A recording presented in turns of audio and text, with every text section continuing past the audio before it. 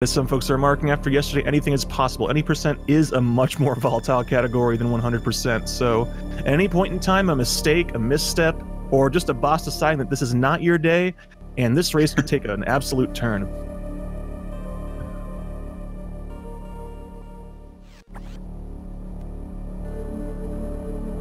Alright, it looks like our runners are off. Or at least one of them is. Alright, we'll just have to take a second and then we'll get that sync going, but... Now you also note both of them are running in Japanese. Japanese is actually 3 minutes faster in RTA than English, although this tournament will normally be run in English unless both runners agree to do Japanese beforehand, which in this case they did. Yeah, so the main difference between English and JP is a few small differences. There's a little out-of-bounds clip glitch that you probably wouldn't see anyway that is patched in the JP version, but the main difference is that JP is 3 minutes faster about in real time. Yes, indeed, which for a race can definitely make it shorter, but as it turns out for the boards, doesn't really matter that much because Fusion uses in-game time for the leaderboards. So right off the bat, both runners are pretty much neck and neck at the moment, which is pretty common early on. Flip had a bit of trouble with the climb at the start, which is why he's just a teeny bit behind at the moment, but... Yeah, Yuri took a bit of a fall with the climb as well. The climb being the series of wall jumps in that first vertical room. It's a surprisingly difficult movement set of jumps that happens right at the beginning. One of the more difficult climbs in the entire run, and it's right there at the start. Yeah, it's a deceptively difficult climb, because it requires some pretty precise wall jumps at the end.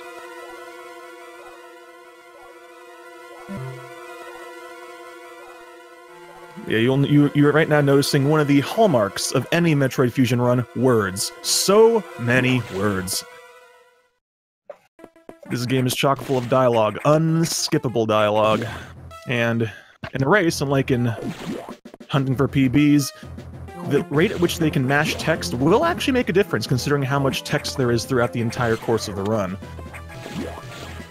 So yeah, go ahead. You can't skimp out on being bad at text mashing in a race. You kind of have to be able to at least keep up with your opponent with it. So both runners definitely do not want to mess up their text mashing.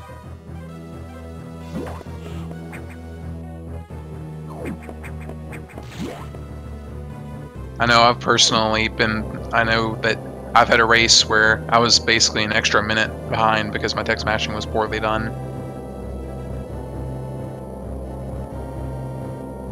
Yeah, it's one of those skills that you don't really worry about too much usually because the in-game timer doesn't run during text, it only runs while Samus is moving, so you don't really worry about it if you're hunting for a PB, but in a race, suddenly it's a major concern considering how many dialogue boxes there are. So far, they seem to be mashing at about the same rate, and they're staying within a room or two of each other, so it's still very close, and there's still a whole lot of race to go. Yeah, so both runners have acquired their first major item, which is the missile tank, which will allow them to do a lot easier time killing enemies early on, especially before they get charge beam. So early on in the run, missile management is actually incredibly important because you first off, even after you get charge beam, missiles are still used in a lot of areas to kill things because you have to wait to charge up charge beam. And yes, there are multiple points too where using missiles is the best way to damage certain bosses. So our runners are going to want to be really aware of their missile counts at certain points throughout the run.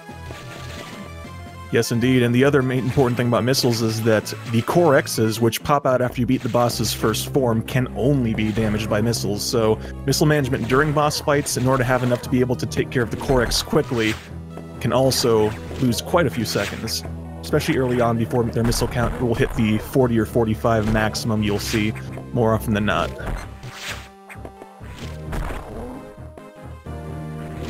So the bit they're having to deal with right now is one of the more annoying RNG parts of the game.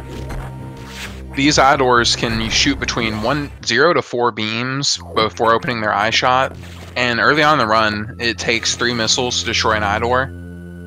Now, there's a trick you can do where you can actually hit it with 2 missiles at once, so you only have to wait for it to open up twice, but I don't believe either runner got one of those.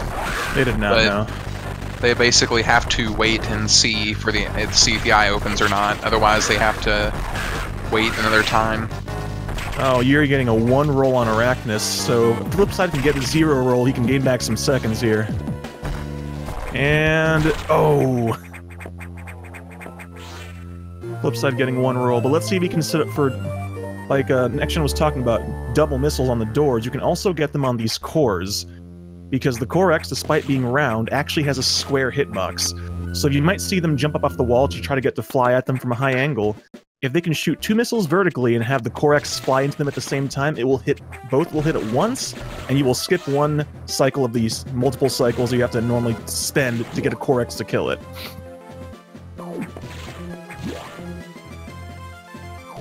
Which may not seem like much, but if you have a Core X that takes 6 missiles, having to wait several seconds between shots 3 times as opposed to 6 times can be a huge difference.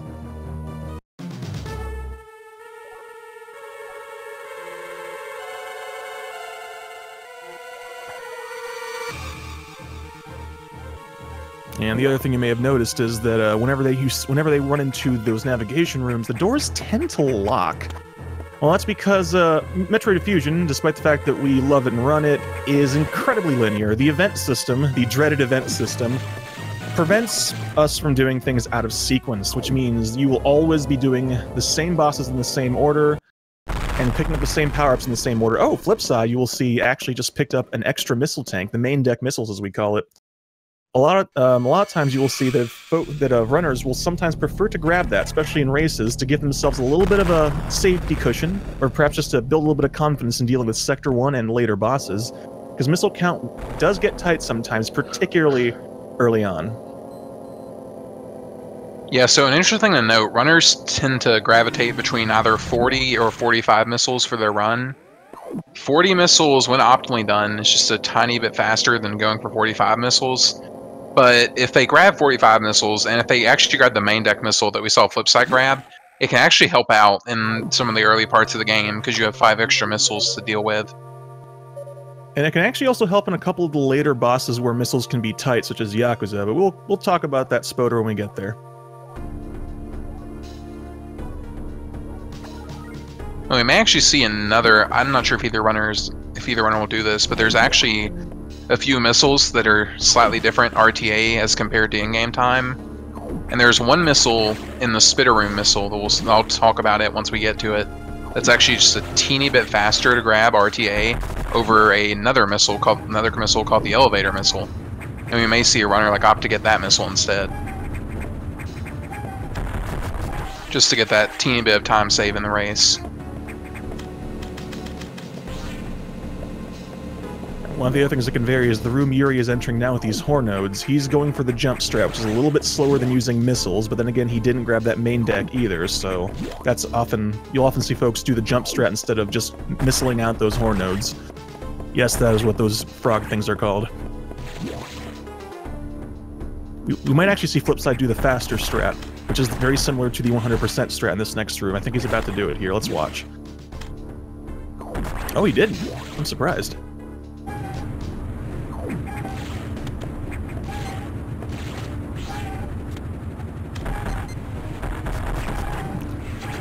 Anyways, the big thing in this starting area is right now neither of the runners have a charge beam yet, so you need to use 3 missiles to destroy the environmental stabilizers, and there's 5 of them throughout. And missile count will be very tight because it takes 3 missiles to take out a single environmental stabilizer, and there's several enemies, such as those armored enemies on the floor, the pirates, that you need to use missiles to kill. So if you run out, you can be in a world of hurt, especially once you get to the upcoming eye door, which, I get to remind you again, can only be hurt with missiles since they don't have a charge beam. Which is why it's also important that they have a clean Sector 1, because you see Yuri getting a lot of green drops because he's at full health. If you maintain full health, the game will always give you the green X drops, which give you missiles. So you want to be maintaining having good missile count and maintaining high health. So that seems simple enough, but it can be surprisingly tricky because a lot of things will do, because pretty much everything does a lot of damage to Samus at this point in the game as well.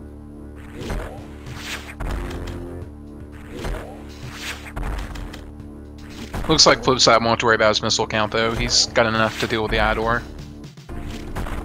They only need 3 missiles, but if they go for doubles, it may be better to have 5 or so, so that way even if you miss a double, as long as one of your missiles hit, you still don't lose any extra ammo. Yep. Well, let's see if you can get some doubles on the beam core. Up, and FlipSide gets a double. Ooh, nice. On the I-core. That second eye door is harder to get doubles on than the first one, so if you can get them at all, congratulations. You gained several points in the Book of Fusion. Oh, and you got a double on the Core X as well. Very nice. So FlipSide is going to gain back some time with that fancy double action there. As you may have noticed, those beam cores, any Core X that gives you beams, you have to wait for the eye to open before you can hit it. Those are those are substantial. Well, I don't know if I would say substantially, but they're definitely harder to get doubles on. So getting doubles on those is definitely very, very useful.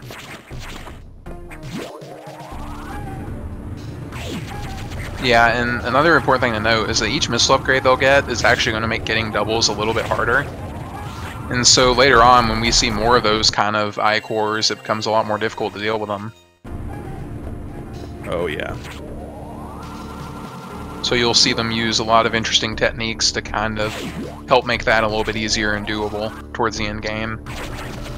Yeah, you'll start seeing a lot of use of visual cues that are very similar motion because it's a lot harder to eyeball it with later missile upgrades. But hey, they've just picked up one of the most useful items in the entire game, the Charge Beam. It is probably the most broken the Charge Beam has ever been in any Metroid game. And why is that? Well, main reason, and that you're going to actually see them get to use on a boss later on, is that the Charge Beam in this game comes with 3 parts to it. Has a flare and an up and top and bottom part. Now, each of these parts does damage, but you'll notice, especially in the Sector 4 boss fight against Ceres, that if you manage to hit something with all 3 parts, you do the most damage, and you can usually insta-kill most things by doing that. And now in the boss fight in question, they're actually going to turn it into a 2-hit boss fight by doing that strategy. And the Charge Beam gets even stronger too later on, because you get a few upgrades that actually make it a lot stronger. Yeah, because much like missile upgrades making missiles more powerful, more slow, beam upgrades also add damage to each of the parts of the beam and that flare, so by the time the beam gets fully charged, it is quite a powerful piece of weaponry.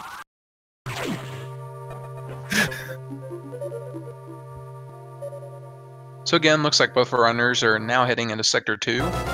Now, Sector 2 is probably a bit of a hazardous zone. There's definitely a real risk of death here if they're not careful.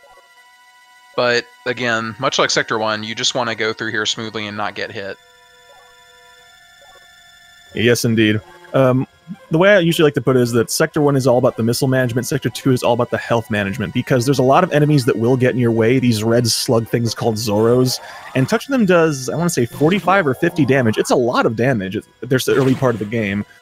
And there's more than enough of them to kill you if you're not careful, so you just have to deal with the ones that are in your way and avoid the ones that aren't, pretty much. And they will try very hard to spawn in your way as well. Yeah, the spawn patterns in a lot of the rooms are basically RNG, so you kind of have to learn how to deal with the different patterns that come your way. And we can see there, Yuri's already ran into one. So it's definitely, you have to get creative to deal with them. Oh, and you see on the flip side screen why you generally want to avoid killing extra ones, because if you kill any of the other ones in that first room, it will spawn on the upper wall, making it hard to get around. Oh gosh, flipside taking a lot of hits. Better be careful. If he runs into Zoros 2 more times, he's done for. Yeah, like we said, this is a really risky sector. You have to be really careful when going through here. Yep.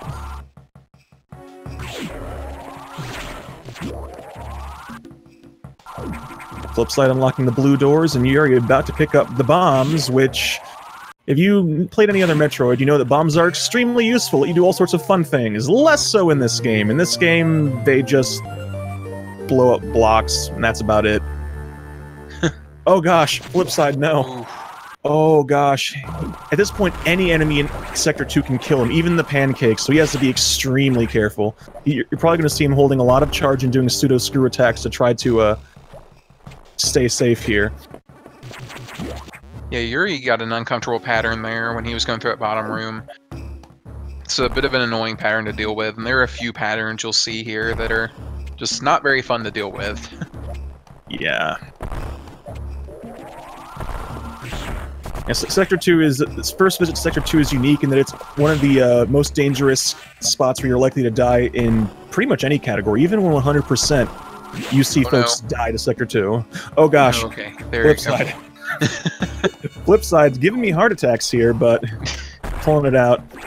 Yeah, thankfully the missiles, charge beam and missiles allow you to one-shot most of these enemies, but you still have to be careful, because some of them, even these little pancakes here you see on Yuri's screen, they do 30, I want to say 30 or 35 damage, and they jump around, so you gotta be careful. It's very easy to accidentally get blindsided, or even just hit in the face with some of these enemies. FlipSide's looks like he's kind of embodying what you were talking about earlier, Crunchy, where they definitely try to spawn in your way. Yeah. Oh, those Zoros. Series of really bad patterns there for him, but he made it out okay. Yeah, and 65, he's in pretty good shape heading into the pancake room as well. Alright, so Yuri's about to enter the boss room here, and he's going to be skipping that red X there, save a little bit of time, and he has... Ooh, well... Ooh, missile count's a bit low. He should maybe he shouldn't have skipped that. Yeah, that's what, yeah... He has enough to enter the Core X phase, but he'll have to get more ammunition there once he starts it. Yeah, but he also gets to play everybody's favorite Metroid Fusion game show, How Many Jumps? Because Zazabi here can give you extra jumps, anywhere between 3 and 12, that you cannot stop. You just have to deal with it before it opens up like that so you can hit it. Yuri's been getting middle of the road luck so far. Looks like, yep, that was what, a 5 or 6 jump? I think I missed a phase. Alright, he had a good fight. That was he actually worked out really well, because you can actually kill each of the phases there with just one charge shot, and as long as it's spaced properly, and Yuriy didn't miss, so didn't have to worry about that low ammo after all. Yep, and he got 2 doubles on the core. Normally it would take 4 rounds. He did it with 2, with a double-double, so you can see with that how much time that can save on a core fight. Well, let's see how FlipSide handles it.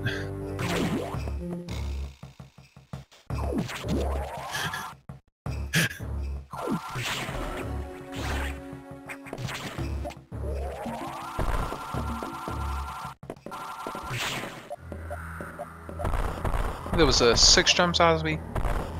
So that's pretty decent. Yeah. Not the worst luck. Oh, but he's gonna have to deal with an extra jump here. Yeah, the last phase is Yuriy. Okay. Sorry. Just he was tickling the dragon's tail there, whatever the expression is, getting a little bit close to the sacks. Yeah, you can actually skip that Sax encounter, but in 80%, you have to do a different strat, and if you mess it up, you're pretty much nearly guaranteed to be dead. Yeah. Because the Sax does so much damage at this point in the game. And, interesting note about the room that Yuri's in, which FlipSide will be in shortly. There's 2 strats to this room. One of them is what you saw Yuriy do, bomb the wall on the right. The other one is just to go around the serpentine path on the left. I believe information via our very own Scotty is that the bomb route that Yuriy took is faster only if your movement is perfect. Otherwise, just running around the left path is actually quicker normally, at least in RTAs.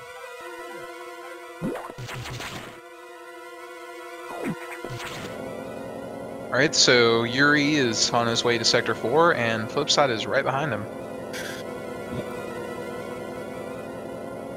Now, this next boss fight is one I was mentioning earlier, where we actually get to see the charge beam's power in action.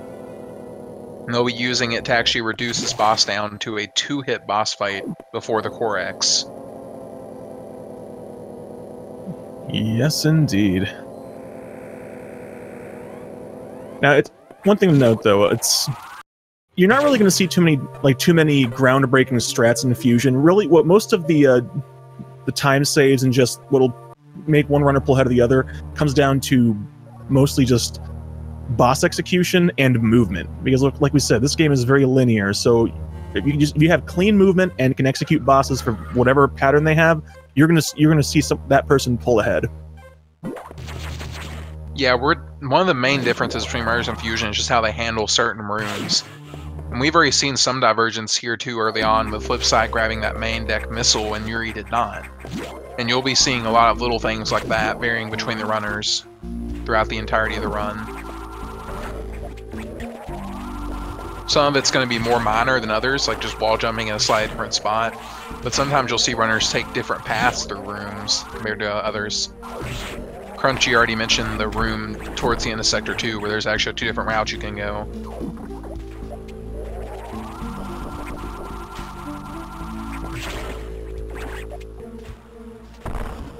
Yep, and speaking of rooms where enemy patterns can really make a difference, Yuri's about to enter this vertical shaft here, where depending on the locations of those little spiky enemies or the big crab-like thing, it can definitely cause you some trouble. And oh, you missed the crab, but he managed to make it through there pretty well.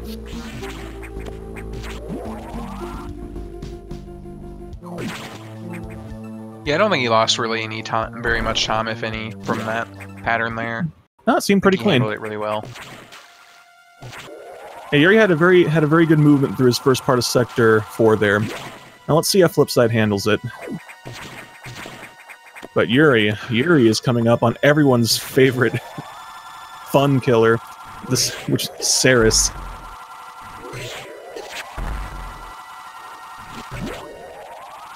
Yeah, if this boss goes perfectly for Yuriy, he will actually enter the Core X phase in 2 hits. But Ceres has a few fixed patterns, and the pattern he picks is random, unfortunately. And he got the first hit? Yeah, the initial pattern's always the same, but the sequential pattern, or patterns, if you miss the second shot, is... You should be good. Oh, that's nice. Yes. Alright, now, this core takes 5 missiles, so Yuriy gets 1 double. And 2 doubles and a single. That was a very, very good Ceres fight. That was a nearly perfect Ceres fight. He had a really nice pattern, too.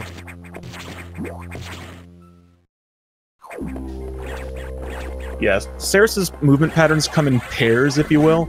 And so basically, depending on what you see Ceres doing for the first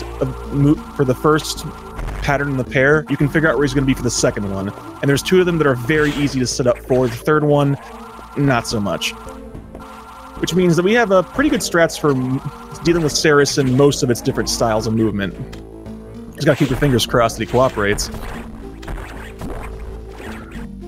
Now let's see if FlipSide can do the same.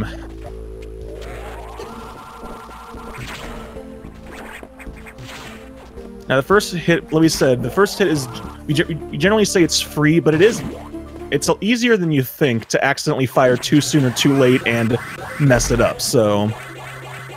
You still have to be on your toes for Ceres, and oh, he's got a good pattern, and there we go, the 2 cycle for FlipSide, very nice. Yeah, but it looks like both FlipSide and Yuriy had pretty good patterns there. And FlipSide looks like he's setting up for the, yes, another really good core fight, 2 doubles and a single. Both of them just showing Ceres the business right there. Ceres isn't going to be ruining anyone's day today.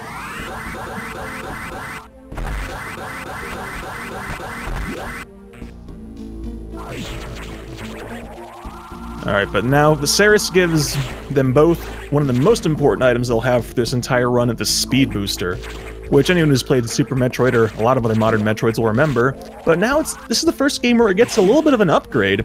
First of all, Shine Sparking no longer uses health. Fantastic, we love that. Second of all, you can Shine Spark in all sorts of silly directions, and if you Shine Spark horizontally into a slope, you take off running again. So there's a lot of fun movement things we can do with that later on.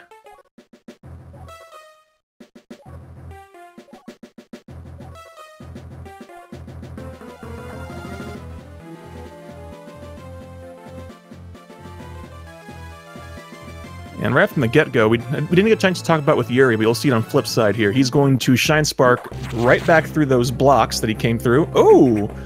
Doing a diagonal there to not waste time having to bonk. I don't think I've actually seen someone do that before. That's pretty cool. And now he's going to try to set up for a low height Shine Spark, unmorph and quickly Shine Spark, and oh, doesn't quite get it. It's actually possible to, if you unmorph and Shine Spark at the right height, you can actually fly under those platforms, go through the room, and just take off running when you hit that slope that FlipSide's on. It saves a little bit of time, not a lot, so it's not a huge time loss if you miss it, but it's something you always want to try for at least. There's no harm in trying it.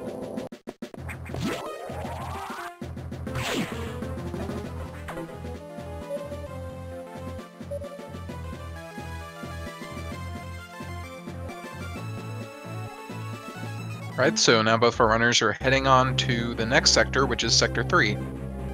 Now they will be getting the next missile upgrade, and the first one that's going to add some difficulty to getting doubles. Now, super missiles are really strong, and you're actually going to see them use them a pretty good amount for this first little bit they get them. And they'll actually be using it to kill the very next boss they're going to fight. But the trade-off is, like I mentioned before, now they're going to have a little bit harder time getting doubles on Core X's now. Yeah, because like Nextgen said before, every missile upgrade makes your missiles fly a little bit faster, but you have to wait a little bit longer between being able to fire them, or as we usually say, there's a longer cooldown between shots. So what you'll generally see them doing is they'll try to get the Core X to fly at them from a higher angle, and to be able to offset that difference in the longer gap. It's one of those things that's actually usually a little bit tricky to explain. It's you kind of have to just feel it out when you're learning the game. Yuriy had a bit of trouble there getting the shine break there. Oh, but he gets a second try. Yeah, that shine break is one of those ones that you want to go for it, but messing it up depending on how you mess it up can cost you more time than the shine break would save from just climbing that shaft. So it's gotta be careful with that one.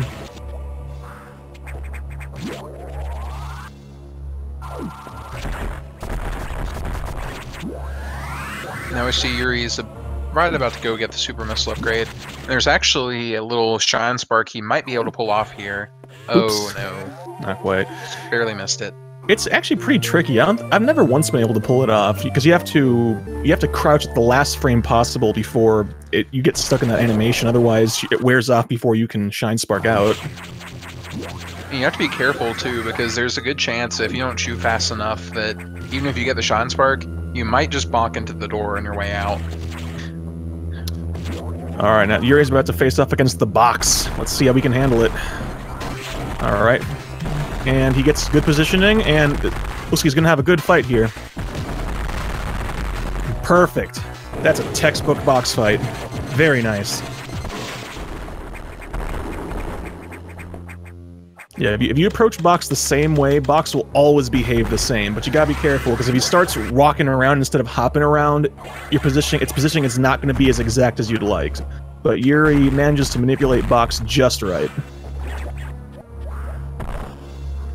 Yeah, that was a perfect bite by Yuriy there. Flip side, jumping over that side hopper there to try and save himself some ammo, I guess, for the upcoming box fight here. Which is fair, because box, especially if you have some trouble with it, can take a lot of missiles, and you actually need, right off the bat, once you go into the next sector, you need 3 missiles from the get-go to deal with a barrier. So definitely need a little bit of missile conservation here, especially if you didn't grab the main deck missile tank.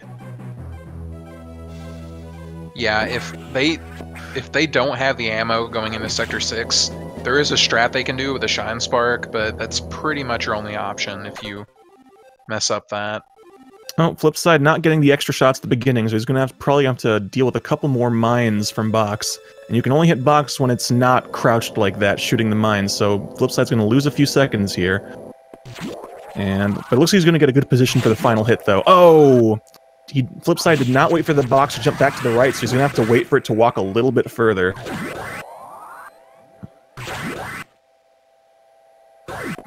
But box is gone, and flip side is on his way to Sector 6.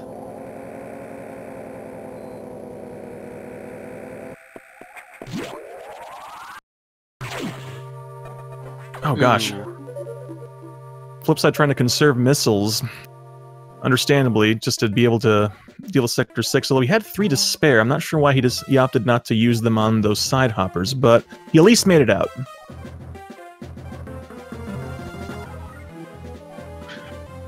Yeah, not sure I agree with FlipSide's decision there. That could really put him in a risky position from having taken that extra damage, considering the Ice X's in Sector 6.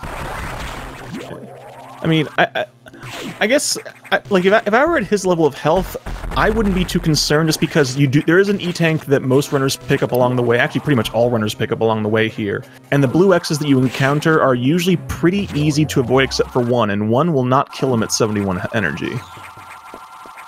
But it's still a little bit close for comfort.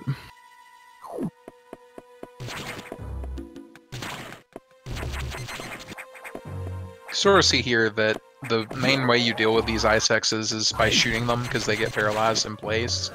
And if your movement's good, you can really, honestly, you do have a lot of leeway to not be worried about getting hit with those guys. Yep, and they do, I want to say, what, like 55 damage, I think? I do not know the damage table offhand. I think it's a little bit more than that, though, but I might be wrong. Maybe 60. They do over half an E-tank of damage, I'm pretty sure. So you don't want to get hit by too many of them, for sure. And they also they're just a nuisance. But yeah, as long they are pretty much always spawn in the same places. So as long as you know how to deal with them, FlipSide should be fine here.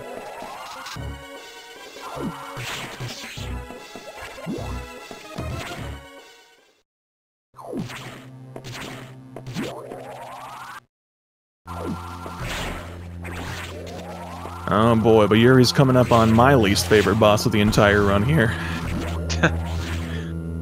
So this boss fight's another one very similar to Saris, where Yuri's going to want to actually hit the boss fight with his charge beam with all parts of it. And you'll see him, instead of spin jumping, he'll actually do a straight jump, because he doesn't actually want to spin attack the boss. And it got away. Oh, Giant Corex likes to get away from you like that.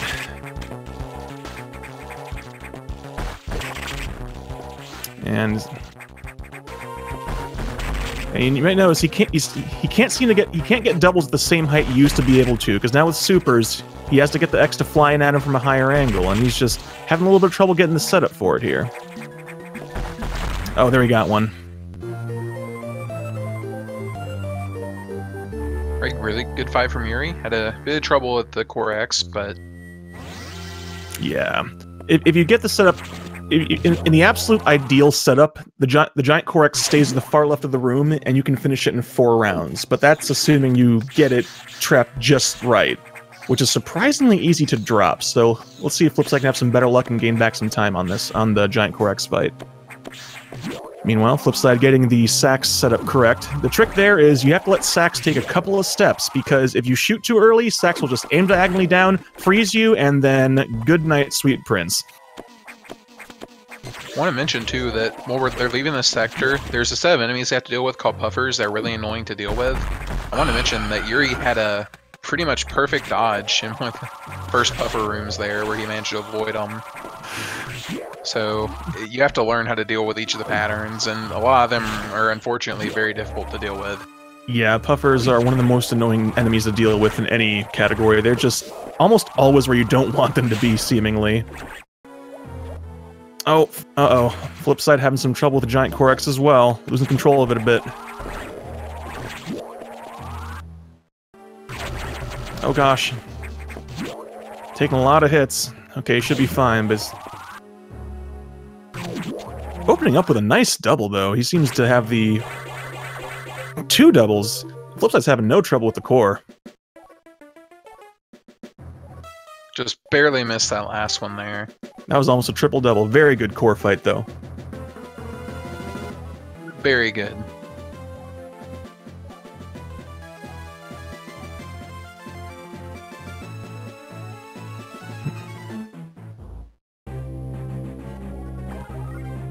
So two of them still staying relatively close, although Yuri is, because of having slightly cleaner boss fights and a slightly better movement, Yuriy is slowly opening a gap, but FlipSide is not letting himself fall way behind, so this is still very much anyone's race.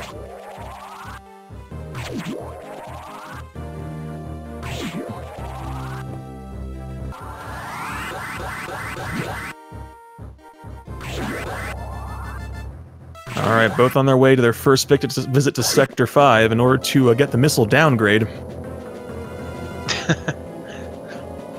To sort of explain Crunchy's joke there, the next missile upgrade they're going to be getting is the ice missile upgrade, which makes it so that your missiles will now freeze enemies before destroying them. So every missile hit turns from a minimum of 1 hit to a minimum of 2 hits. And this actually makes them a little bit less effective than Charge Beam at killing things, because you generally want to finish something off instantly.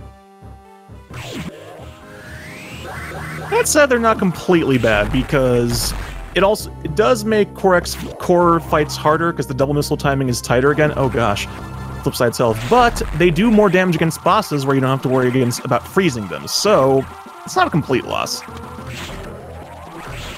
And you will see them both use ice missiles and the final upgrade, diffusion missiles, against bosses later on.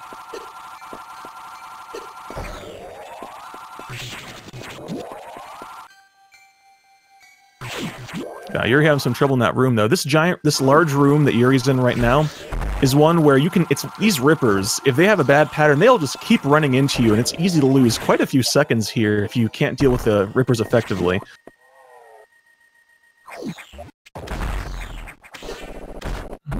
Oh gosh, I'm going to miss that delightful super missile explosion sound. Fusion has the best missile sounds.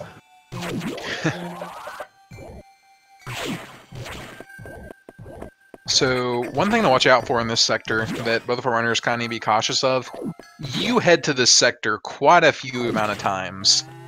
And 2 of those trips are fairly similar, but you go through them in different orders. In the first trip, they basically loop around the whole sector twice. So one thing that happens to a lot of runners is they'll forget why they're there, or they'll think they're there for a different trip. And so they end up going the wrong way or leaving before they should. So both our runners kind of need to be cautious of why they're in Sector 5, so they don't accidentally go the wrong way and lose a bunch of time. Yep, and Yuriy remembering to go to the data room, thankfully.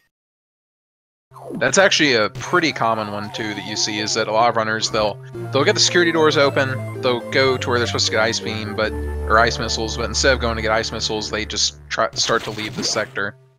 And then they realize, oh no, I forgot to grab the ice missiles. Shout out to Secret Key. Luckily though, there are a few visual cues as you're leaving that kind of give away if you forgot to do something, so... The first obvious one is that we'll see Nightmare go around in the background, and we'll see it when Yuriy goes back into the room that FlipSide just left. Gosh, spoilers. And then, if they go any farther, there's also the rest of the sector is going to be shooting out alarm bells, flashing red, and that's a bit more obvious one. So it's very possible to spot if you forgot to go the wrong way early on and minimize any possible time loss.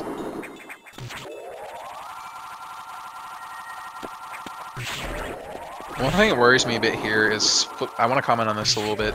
FlipSide's health being low is a bit risky because I would say he's fairly safe for the rest of the sector, but the next section, the section that Yuri's entering in right now, can be fairly difficult if even a little thing goes wrong. Yeah, and there's actually several spots where you just take damage and keep going in order to go fast during the emergency section Yuri's in now, so FlipSide might opt to take a safety refill before heading off to Sector 3, so we'll see. And, to everyone out there in chat, I need y'all to do me a favor. This is very important now. This is the most important thing you may have to do all day. I need you all to spam in chat, emergency in Franker Z. This is an official part of Metroid Fusion speedrunning. This is not an option. If you spam it, you will have great RNG for the rest of your runs. You'll be blessed by Magoo.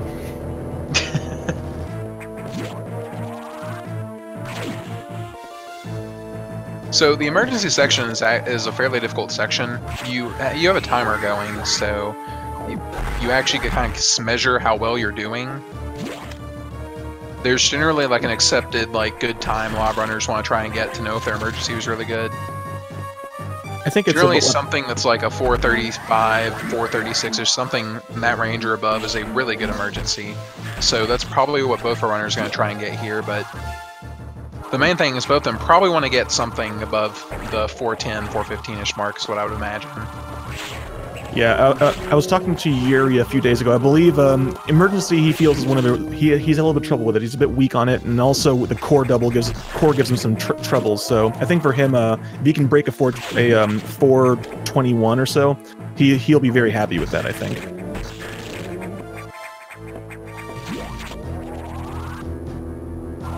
Because yeah, not only is movement in the room, for example, Yuriy is in now, is very tight.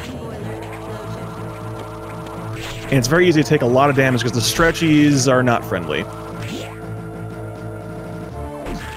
But he's on good pace.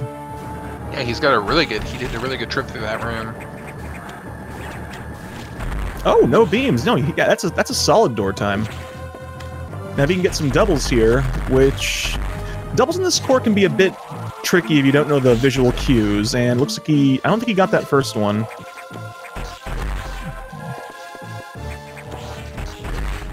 Nope, he didn't get any doubles.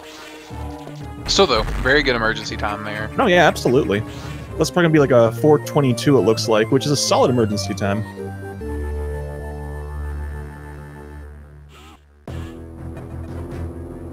Oh, 423, I was wrong. Ryan, you mentioned, too, Yuri's probably pretty happy with that time. Oh, yeah, absolutely. So, good on him. Very nicely done, Yuriy. Now let's see how FlipSide handles it. Because his health, he shouldn't be in trouble with that much health, but he still has to be careful because there's a lot of things that will hurt, especially those stretchies. So, I want to comment on this really quickly. Yuriy had some really interesting damage boost there that actually helped him out a little bit when he was leaving the room. Oh no! Ooh. Oops. FlipSide making a minor mistake there, accidentally talking to Adam on his way through emergency. He's going to lose a little bit of RTA time for that. Well, you just need to hear Dad's reassuring voice, it's fine.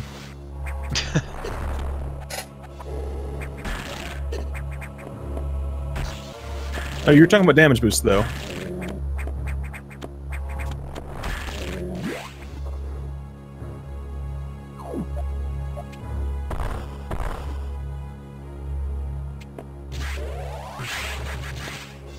So FlipSide's got a pretty good start to this room.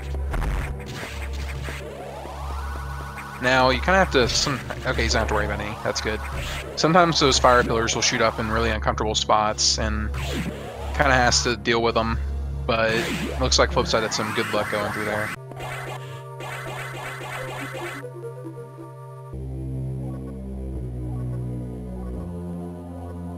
And we'll see how FlipSide's big room here goes. Oh no, he broke the block! Oh no!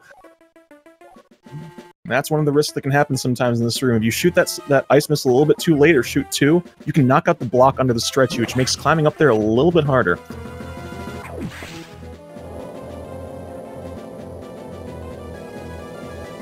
But you see, you should be okay here. It looks like, yep, he's got a good setup for. Uh-oh. Oh! Blindsided by that side hopper. But entering the door only maybe about, I want to say, less than 15 seconds behind Yuriy's time, so that was still pretty solid. Looks like you got one double as well. Double. Yeah, nice. Just I almost got the second one, just barely missed it.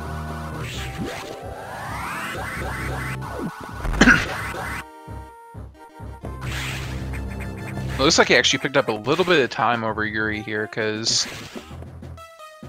both of them had, Yuriy had a 423 and FlipSide had a 413, but FlipSide was actually a few more seconds behind, like an extra 5 seconds behind, so he managed to gain a good chunk of time by getting that double. Yeah. Little things like double missiles can make a big difference. You can never underestimate those little time saves, even in a run this long. Alright, so we're actually about to see Yuriy here try and do a little shine break trick where you basically get your speed booster right as you go over that block at the end and you break it, but you go past it, which allows you to actually store your shine spark on the ground instead of having to do a shine break. And so it's a little bit of an easier way to do instead of trying to land the shine break there. Yuriy trying to assess the animals so they are slow just for him. That's what you get. Be nice to the animals.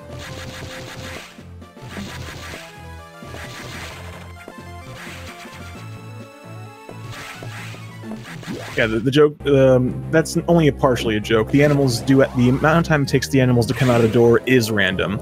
They can come out relatively quickly in a few well, maybe not a couple seconds, but less than 5 seconds, or they can take closer to 10 seconds if they're just really not feeling quick, so there's nothing you can do about it. You just gotta wait.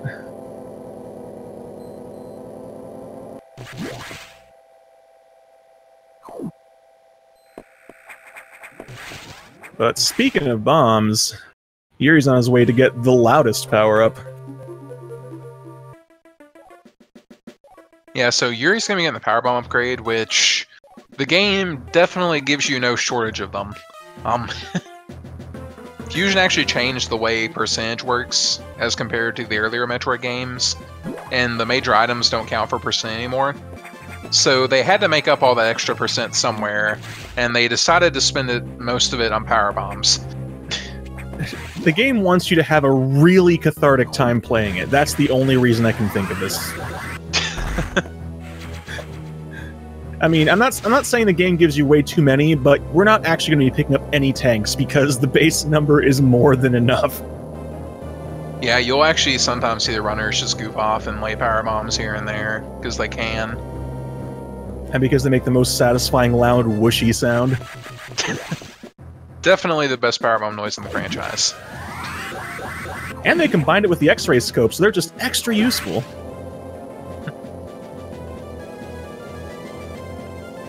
I will say, some of the item streamlining that they did in Fusion was actually pretty clever, like combining the X-ray scope with the power bombs, combining missiles and super missiles. It's just, it seems like unnecessary simplification, but it makes the game flow pretty well. And makes it work better with fewer buttons, too. Yeah, a lot of times you just get used to playing the game, you don't even notice little things like that at first. Oh, FlipSide trying to go for a quicker strat in that room, but the stretchies didn't quite get enough jump extends to make it to the ledge. Yeah, just barely missed that a little bit. You know, watch Yuriy do the first of 2 Sector 5 Shine Sparks. And the harder one to get, actually, at least in my opinion. And we are so proud of him, he remembered which visit this is and goes to get the power bombs. Yeah, so this visit, pretty short. It's actually like the shortest visit you have. You just go straight to the data room, and now Yuri's going to go out and he's going to leave the same way he left the data room last time.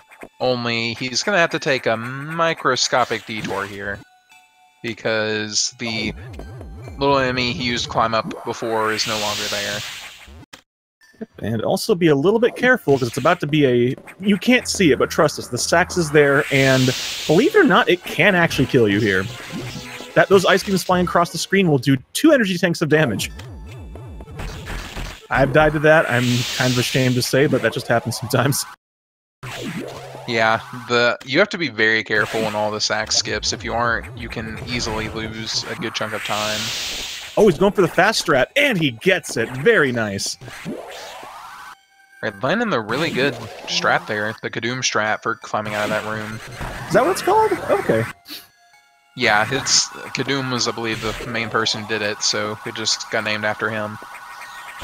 It's a very cool looking strat, and a little bit tricky, because the trick to that is you have to freeze that wall crab before it falls as the wall is breaking. So you have to climb up pretty fast, and also make sure that blue X does not get in the way. There's several things that can go wrong, and any one of them will make the strat not work. Alright, so Yuri is on his way to the next area of the game, where he's going to be heading to his ship. Should be a pretty straightforward path. Just go back up the main deck elevator, go to the top, go the same way he came through before, right? Nothing's going to happen on the way. Why would you say that? That's how you jinx them. Why would you do that? Come on, the game plays the same every time, right? Nothing's going to happen, surely. I mean, but yeah, probably, maybe. I don't think they're buying it.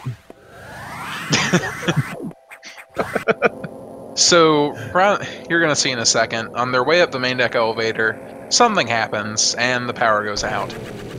So, Yuri's going to have to take a little bit of a detour here to go a different way, but he's still going to end up at the ship. But first, I want to say hello to Ridley. Boss foreshadowing here.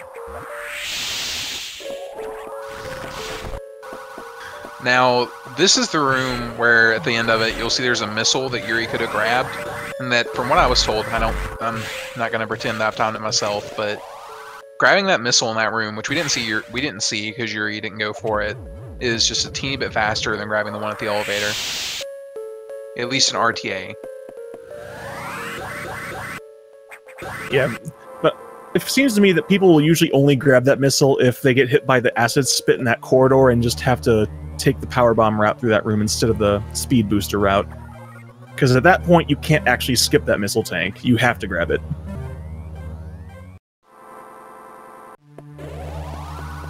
Yeah, I imagine we'll probably see, if we see that missile getting grabbed, that's probably when we'll most see it, is just from runners getting bad luck in the spitter room, because the spitter room is really a bit of RNG, and if they decide to just not give you a good day, you'll keep getting hit by them before you can get speed boost up.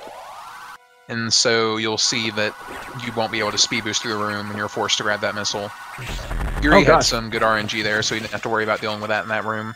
FlipSide doing a bit of an odd placement for the power bomb there. I hope he's... Oh, goodness. Oh, alright. I was worried the Sax might shoot early and get him, but he made it through there okay. And normally you see folks drop the power bomb at the bottom of the slope, but he dropped it a lot later and a lot closer to the wall, so I wasn't sure how the Sax was going to react to that. FlipSide taking the more traditional route through that vertical climb, and Yuri about to face off against everyone's favorite six-legged spider. Yakuza. And this fight is humorously enough, a nightmare for a lot of folks. You want to try to get him in 2 cycles of it opening its mouth, but whether or not it opens its mouth is up to it. And it does not want to open its mouth for Yuri. Yeah, so Yuri just got the worst RNG you can get with this boss fight, which is having to crawl around the room like 4 times before it decides it'll open its mouth for you. He did get the 2 cycle though, so at least he saves time there. Now you just have to kind of figure out how it's jumping, not hit its thing it's spitting out, and get it in the mouth, which is... Phase 2 is a great time to accidentally lose too many missiles, but Yuri manages to take it out without too much trouble there. Let's see if we can get those ice doubles. Now with the ice missiles, getting doubles is harder once again. Oh, he's jumping too soon. Hasn't gotten a single double yet. Oh, you got one there. There we go. And just get that last little double there. Finishes off the fight just a little bit quicker. Yeah, for this one, you definitely...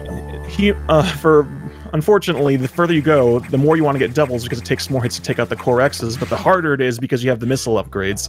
And that one, it's 6 hits, I want to say, so you get 3 doubles, you save a lot of time versus 6 separate hits. Yeah, so now Yuri has gotten the space jump upgrade, which allows him to jump indefinitely, but it also makes his movement optimization a little bit tougher now because space jump makes life a lot more difficult to optimize your jumps with. Because you can jump at any time pretty much after the cooldown breaks down, and if you don't jump properly, or if you don't optimize your jump height, you can lose a little bit of time here and there. Yeah, space jump is a bit annoying to get the hang of when you first start out. Actually, at least personally, I feel like it's more unwieldy in this game than it is in Super Metroid. I always feel like the cooldown was still a little bit awkward for me. Yeah. And this is also when we first really start having to worry about my least favorite enemy in the game, the key hunters. Those flying bug-like things. They come at you with their stinger, that will do 1 E-tank of damage. I believe it's 137 is exactly how much damage if you get hit with the stinger. 137, oh boy, so it's even worse than I thought. Great, as I need another reason to hate those guys. Yeah, so you definitely want to try and avoid the stinger here. Luckily, Yuri's going to get through, no harm. And now he's going to get to the boss fight that is pretty much the main reason we grab the missile count that we do. Yes. This is Notori, which does not move, which you'd think might make it an easy fight, but it still takes quite a bit of ordnance to take this sucker down. Thankfully, if you stand on far forward on that platform where Yuri is, that back pod will not shoot spores at you, which means you don't have to worry about spores at all, which is nice.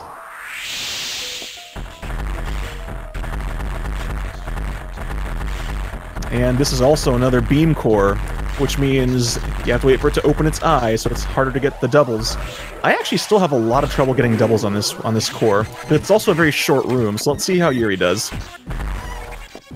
Gonna opt to not go for that double, which is actually can be a good thing because this is one of those odd-numbered beam cores where it takes an odd number of missiles to kill them with. And when that happens, you basically get a free attempt at a double, or a free attempt to help set up another double. So missing one double on the odd number core X's does not actually lose you any time. Oh, FlipSide getting good. Meanwhile, FlipSide getting good Yakuza luck. Oh, but he didn't get the 2-cycle, though. I don't think he pumped enough damage into it. No, just barely missed that missile count there. That's unfortunate.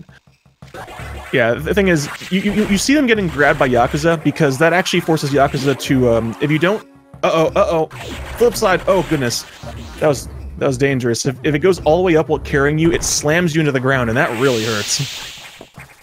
But yeah, if you don't let it grab you, instead of going back top to reset its cycle, it goes all the way around the room once, which takes a while. Thankfully, FlipSide managing to get out of Phase 1. Now, hopefully, he can take care of Phase 2 and go and deal with that core. See if we can save some time on those, getting some core doubles.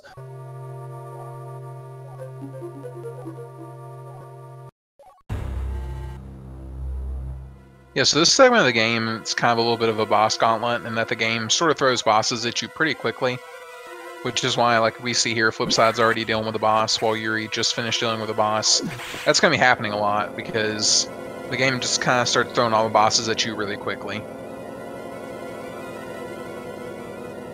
Yeah, So the next boss that we're actually going to see is a bit of a nightmare to deal with. But how long did it take you to come up with that one? Admittedly, may have used that one before. What? I thought we said agreed. Fresh material only for this commentary. I'm appalled. I'm sorry. I can't stay mad at you. It's all right. So the next boss fight is Nightmare, which is the boss fight of, I guess you could say it's boss fight of Lower Sector 4, well, it's Sector 5 boss fight, but it's pretty much right next to Lower Sector 4.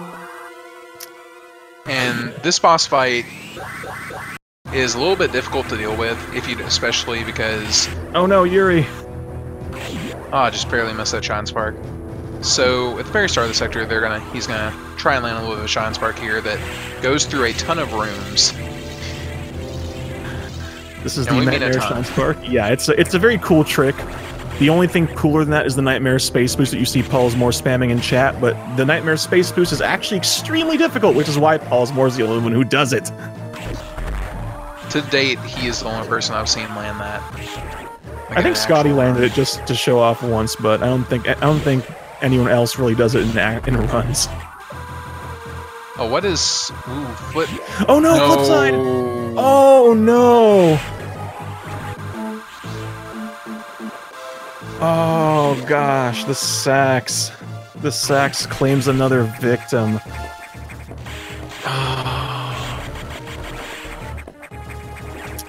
Is FlipSide gonna restart? Let me pull up the SRL channel. Oh, FlipSide has quit from the race. And left the channel, so I don't think he's gonna be coming back.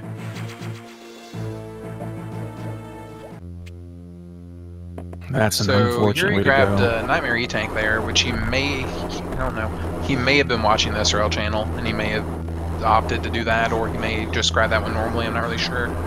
But he got a little bit of an extra E-Tank there, which should help him out with this fight. Now, the first phase of this fight is pretty straightforward.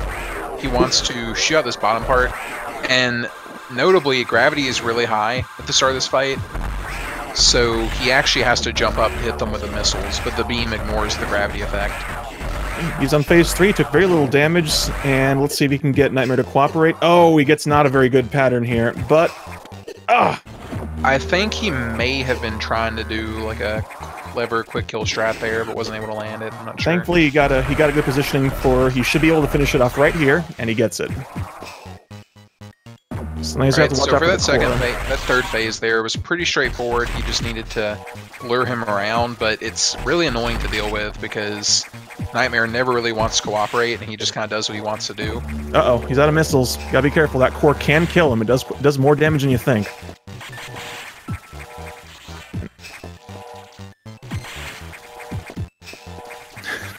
Yuri, please. Alright, manages to get an extra... Looks like he's got 2 more hits to go.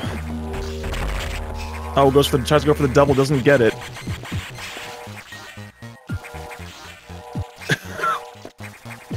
Oh god.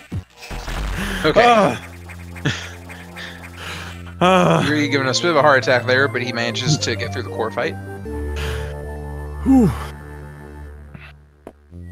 And now we have a suit that actually does not hurt my eyes to look at, thankfully.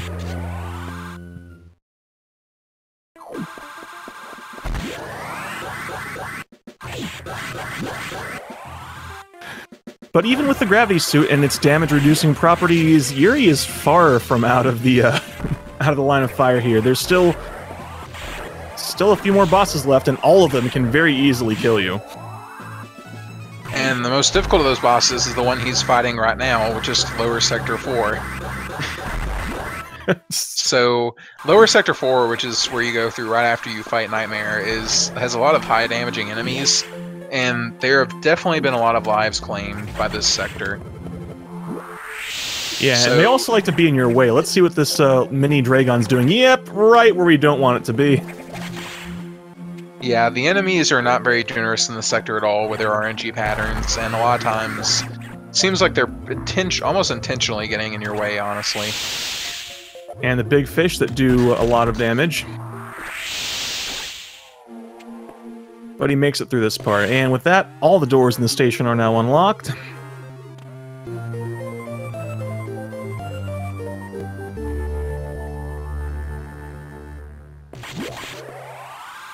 So now, Yuri's going to be hopefully making through the rest of the sector okay. At this point, I think he's fairly safe, although there is like 1 or 2 rooms that can definitely put a dent in things if you're not careful. Most definitely. It's... Someone asked, it's not actually called Mini Dragon. Okay, you know what? I actually have the manual for Super Metroid that has the same enemy in it. Give me 1 second, I'll tell you what they're called. Hold down the fort for a moment here, next gen. Okay. So the next item that Yuri's going to be grabbing here is the diffusion missiles, which, again, like every previous missile upgrade, life's going to be a little bit harder for doubles after he gets those. We'll actually only see him go through and try and actually use doubles on 2 Core X's past this point. One of which will be the Ridley Core X, and the other one will be the Ice Beam Core X from the SAX. Which you won't get Ice Beam immediately, but he'll be using doubles on those. But both of those are the 2 different types of Core X's. The Sax one is the original Core X that the I-Beam Core X's, while the other Ridley one is just a regular one that we've seen most of the bosses have. And I have an answer for us. Those enemies are called Evers, E-V-I-R. I'm not sure to pronounce that, but that's what they're called. I think Mini Dragon's a better name. That's what they look like. Yes, so but Yuri thankfully... has fusion missiles now, which is pretty much borderline the most useless missile upgrade in the game. Which is unfortunate. It's a cool mechanic, but they never really did anything with it. Yeah, so basically it's kind of like a charge beam missile, but not really. It doesn't amplify the damage in any way. But what it does do is it allows Samus to actually let out an area of effect where you will see a large circle blast out from around the missile that basically takes out missile blocks in the vicinity. So and it does speed up a few areas a little bit, where you don't have to shoot multiple blocks in a row anymore. But outside of that, and the ability to freeze enemies without hitting them directly, you don't really see it get a whole lot of utility. Yeah, it gets more use in 100% for clearing out some rooms faster, but in any percent, you'll see almost no use from the diffusion missiles. Although there is one thing interesting note. You may have seen throughout the run that their start a charge going through a door transition. That's because if you hold the charge button through a transition, you will always come out the other side with a full charge. And that, as it turns out, also applies to diffusions, which is good, because those things take forever to charge. What, like 6 seconds? I do not know the charge time offhand, but it is a long time. Yeah, which is why immediately after getting it, you'll see them you almost always see someone hold a charge through the door to immediately freeze those enemies in Sector 4, because if they don't, that just means they forgot, because you don't want to wait the however many seconds for that thing to charge. It takes forever. And diffusion missiles are also, like Next Gen said, the hardest to get doubles with, because by this point the cooldown between shots is big enough that, yeah, if you get any doubles at all with diffusions, it's a victory. Yeah, luckily, like I mentioned before though, Yuri only has to worry about 2 more boss fights where he's actually going to need to get doubles on. I will say... And I feel like it's important to note, there are technically 3 bosses at this point that have I-cores, but because of the diffusion missile thing, getting them on this next core X is just not practical, and no one really goes for it. Yeah, it's pretty much TAS only, because you have to do it horizontally, and if you may have noticed, none of the doubles you've gotten so far have been horizontal, because horizontal doubles are essentially TAS only. And it's box 2, the X box. Let's see how this goes. This room being shorter, that might happen. It can actually jump high enough to knock you off the ceiling now. So you gotta be a bit more careful. But Yuri seems to be having that in that nice little pattern lockdown you want to see. And got it.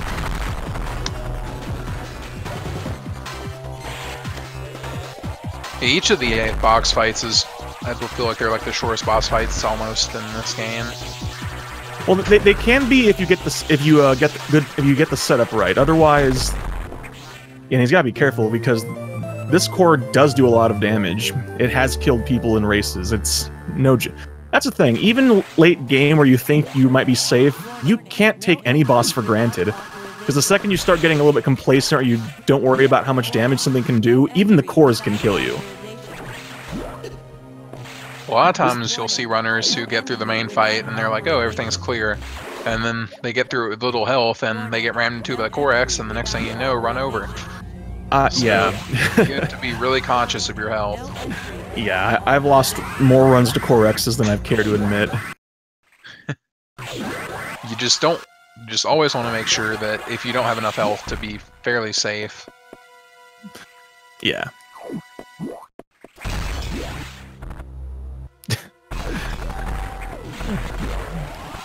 And now everyone put your hands in the air like you just don't care, because it's time for the Sax Rave Party.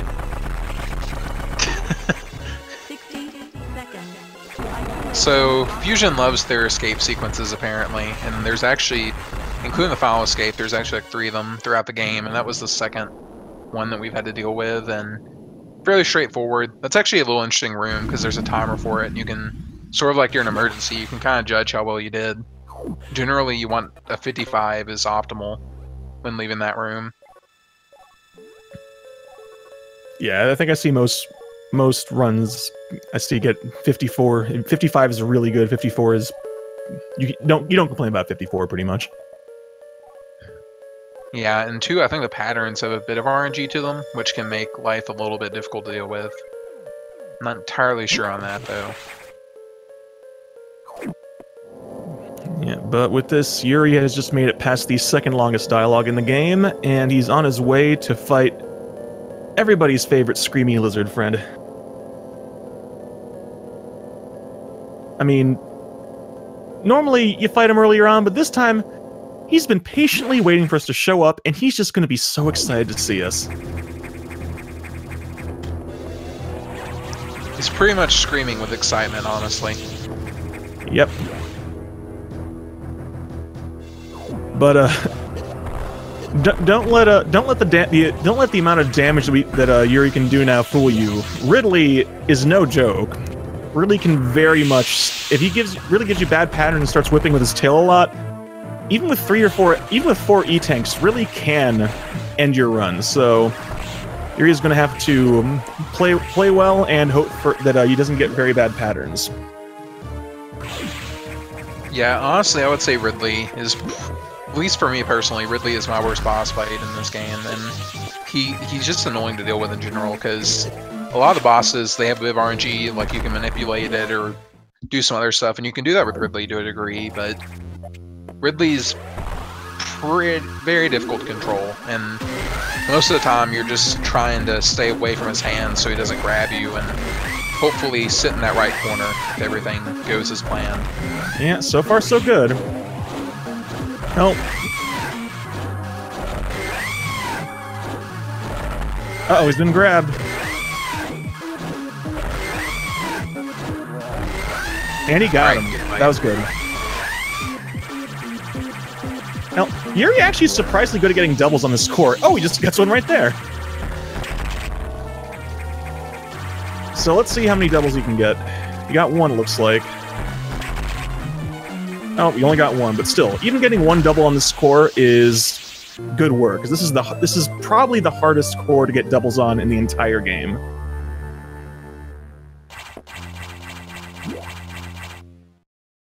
At this point, he really only has one boss to really worry about. Well, two bosses, but one boss that he actually needs to worry about getting doubles on, and that is the SAX fight. And for that fight, it's going to be even harder because the SAX is another, I like to call I-beam core X's, because you have to wait for the eye to open to actually damage it. And you'll see that boss fight, you'll see sort of how difficult it is to land him on that boss fight once he gets to it. Yeah, and not only that, but it's one of those things you never really notice because screw attack makes you invincible. But if you're not screw attacking and the ice core shoots you, it does a lot of damage. The ice core is actually extremely dangerous. Yeah, and I want to mention, you talked about screw attack being invincible, and then the screw attack's like one of the outside of Ice Beam, screw attack's the last upgrade they get in this game, and Nintendo definitely made sure it was balanced appropriately for that.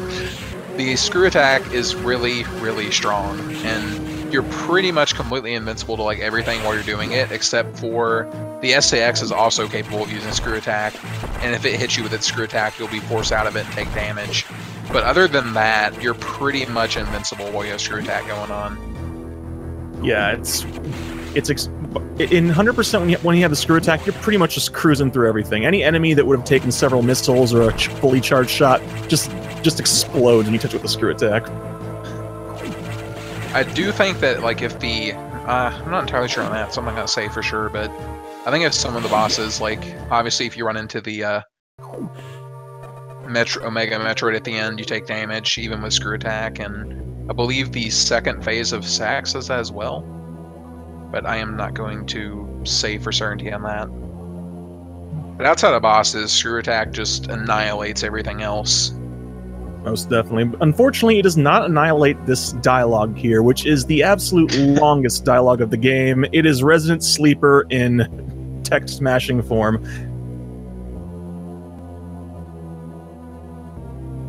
Yeah, so luckily our runners are playing on... Yuri's playing on the JP version here, so it's a little bit shorter than before. But this is definitely the longest text box in the game. I don't remember the exact amount of time it takes up, but it's definitely over a minute. Yeah. I will mention one thing before we get to the sax fight, because I know Yuri does a different strat for it than than most you'll see most folks try. But the first phase of the sax fight can be one of the easiest fights, and it can also be one of the most dangerous fights if you lose control of the sax. Because what you're going to see Yuriy try to do is freeze it, and then shoot it with a fully charged shot, and then immediately refreeze it. The thing is, the timing for that is extremely tight. So if you shoot the charge beam but doesn't get the missile off in time, it'll not refreeze and just start running around. Now, the reason why you want to do that is because when the sax is frozen, it'll take maximum damage from the charge shot. Otherwise, it'll just take the first hit and then just get knocked back like Samus does. Now, the thing is, most of the time you'll see folks just kind of freeze it, then jump and shoot diagonally down because the sax has a square hitbox. You know, they taught you in mathematics about these things. Shoot through the diagonal, your charge shot stays in it longer, more damage. But Yuriy actually does it a little bit differently. Yuriy you'll actually see him freeze it and then shoot horizontally. It gives him one less thing to worry about, but it also makes it a little bit harder to keep control of the sax, and it'll take more shots. So we'll see if he can pull that off.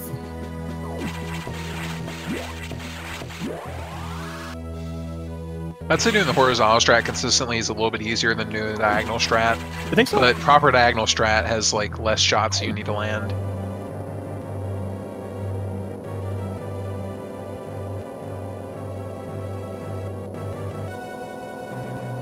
I don't know. I've had more luck with the diagonal strat, although I'm still not completely consistent. But Yuriy seems to be pretty consistent with the horizontal strat, so we'll see how it goes for him.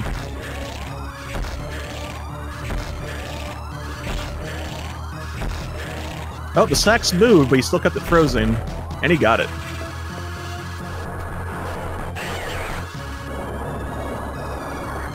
Phase 2 should be 2 shots. He does it right, and just like that. And here comes the ice score. Strat for dealing with this core is pretty straightforward. You're just going to try and jump above it, get pretty high above it before falling down with a couple of missiles, but you get to a point where Samus is not capable of jumping up high enough to actually be able to fire another missile before hitting the core. And that's what makes that fight so difficult. Ooh, yeah. Getting doubles on it. I'm a little bit worried there, because I don't know if you noticed, but the one time he did take a shot from the core, it did 90 damage, so... Thankfully, he managed to screw attack to avoid getting shot after that, and now he's on his way to meet the big boy.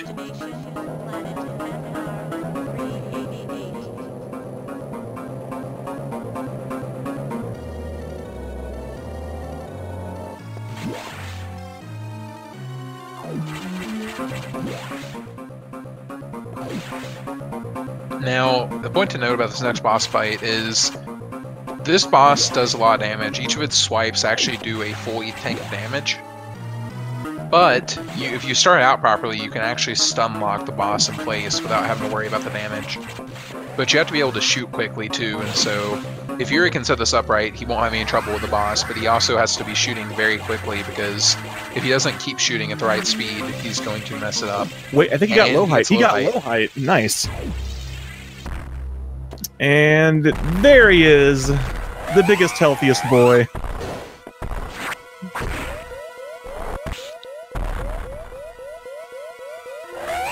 Yeah, and like NextGen said, each of its types does 1 E-tank, but you gotta be careful, because one of the setups for the quick kill, if you mess it up, it can actually hit you twice.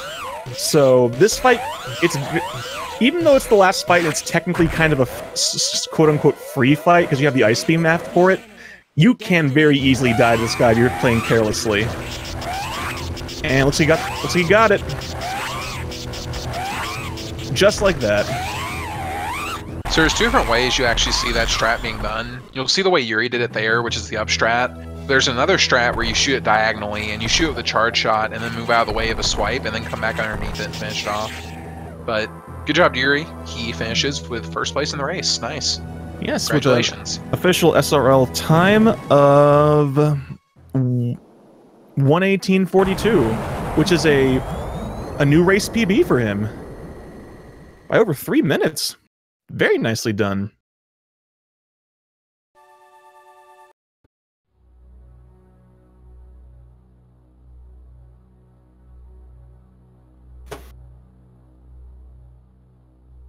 And we have suddenly lost music, it seems like. Believe he may have a 50 or 51 as his in-game time for that run. Hard to say, but we're gonna wait and see, though.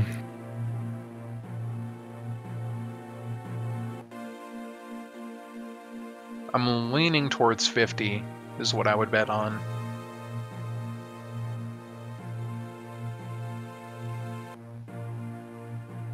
I believe so as well, but I'm not 100% certain because I actually run on US, so I'm not quite so certain about the JP times. I may have cheated a little bit and looked at some similar leaderboard times. But GG to both Yuriy and FlipSide. Despite how unfortunately things went in the middle, that was a great race. Yeah, and this is actually Yuri's first tournament for Fusion, so it's a really great start. Yeah, absolutely. It's definitely a solid race start there.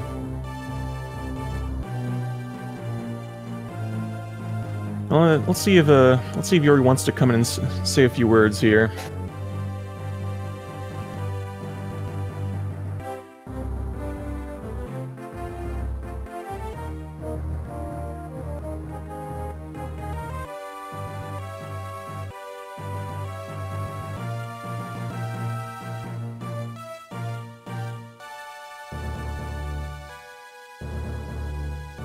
Well, while we're figuring that out, let's take a look at the bracket here and see what this is going to do. So, let me find them real quick here. There it is. So Yuriy advances to round 2, which means he's going to face off against the winner of the JC Metroid Master Match. Oh, and there he is. Yuriy, congratulations. Thank you very much. Oh, my run was so random. I had a panic attack at first. Like my head, like, oh, so much emotions in the race. And that's Sasabi with 5 missiles. Oh. Yeah, we noticed that. We're like, oh no, he didn't grab the red X. We hope we can manage that with only 5 missiles. Yeah, that wasn't intentional. But you pulled it off, and that was a solid race. And oh, what with the nightmare? The nightmare just charged at me like. Yeah, I noticed that. I was expecting you to do the strat you were telling me about, where you just go down and hope it flies away. But nope, it just wanted to give you a hug right from the get-go. I say, it just would not go away. Oh no way! He almost killed me. I didn't expect that at all. I tried like to run to the right, and he kept following me because I don't know. What a weird race. But you managed to pull it out. So how do you feel? But you said it was a kind of a little bit of panic attack here. But overall, how do you feel about that run? How do you feel about your first showing in this tournament? It was fun. I enjoyed it. I enjoyed it a lot. Even if I would lost, I would enjoy it. Great. I mean, what happened to the opponent? Unfortunately, right around the time that you were at Notori, FlipSide was doing the big sax chase after Yakuza, and while trying to break through the blocks on the floor, the sax got him. It was unfortunate. Oh. He did the power bomb strat in the Sector 5? Oh, no, in Sector 2, right between Yakuza and Notori. During the chase. Sector 2? He tried to do a sax skip? No. He was trying to just get through the blocks on the floor, and he didn't get through it fast enough, and the sax shot him. Oh, that sucks. Yeah. I mean, he could try, because there were a lot of moments where I almost died. For example, in Nightmare. if I would die in Nightmare, I would regret not saving in the ship. Yeah, I actually have to wonder, especially after the after these first two races, I have to wonder if more racers are going to consider taking safety saves from here on out, just because any percent can be pretty volatile sometimes. Just things like this can happen. Yeah, we'll reconsider because, for example, I did take the Nightmare E tank, the Hell tank. Yeah, we noticed that. We're actually wondering if you were actually reading chat at the time, just because normally people don't usually grab that tank. I only read my chat, but no one did comment. So yeah, I didn't read the speedrun gaming channel. I mean, my run was bad. I need to focus.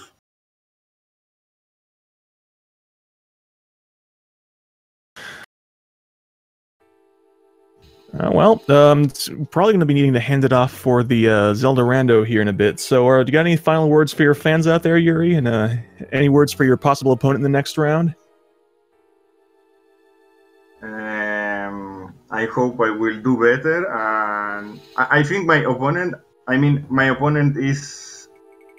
He has like the same in-game time like me, so it will be a really balanced race.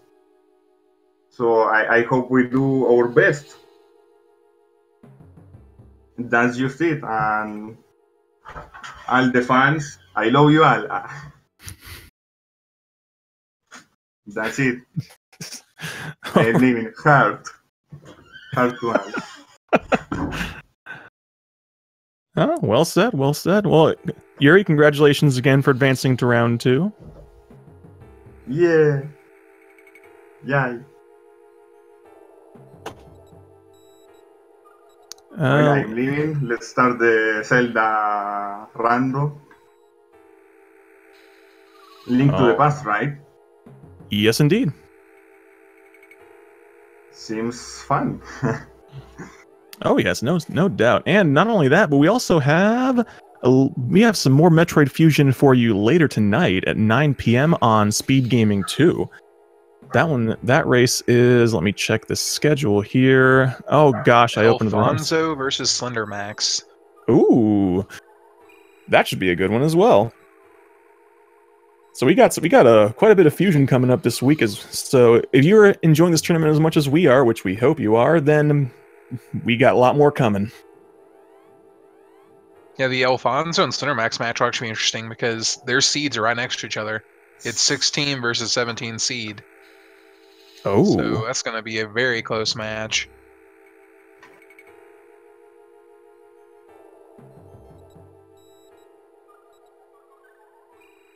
I'm gonna add some words.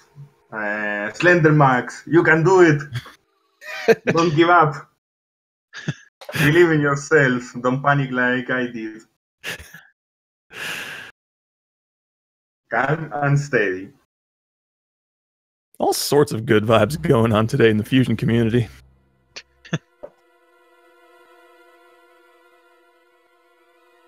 But yes, we haven't quite received word about it, but it's probably going to be, we're going to prepare to pass it off here in a moment, so. And again, thanks for everyone coming out and watching this tournament. We're off to a great start, and we only have a whole lot more to come. Yes, indeed. I'm looking forward to see what happens throughout this one.